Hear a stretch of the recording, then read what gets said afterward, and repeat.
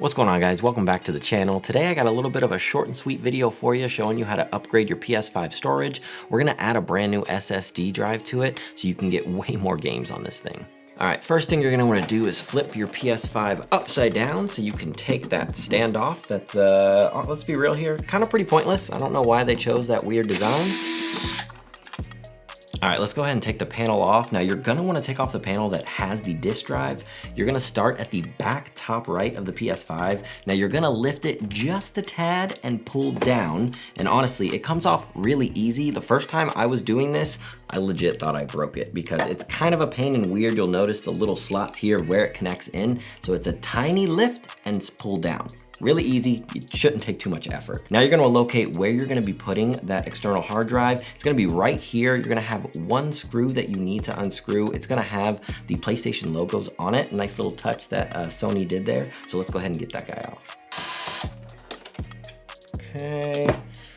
All right, so once you get this guy off, gonna take him off, put him to the side, you'll notice there's another small screw in there that is on top of the standoff, and I'll show you what that is used for once I get it off here, because that's actually gonna help keep your SSD stable. So little tiny screw, do not lose this guy, little guy here.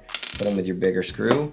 And then you have your standoff, which is this little silver cylinder. So this is gonna be where you put based on the size of your SSD. So for example, mine is an 80. So we're gonna drop it right in the 80 slot. You'll notice here you have 30, 42, 60, 80, and 110. Now it started in the 110, so we're gonna go ahead and put that standoff in the 80 because I have here a crucial 2 terabyte SSD that we're going to slot right in. And you'll notice here before you install your SSD, there's a small groove on the left-hand side. You'll see that same exact groove on the connectors down at the bottom. So make sure you just line those up before you put it in.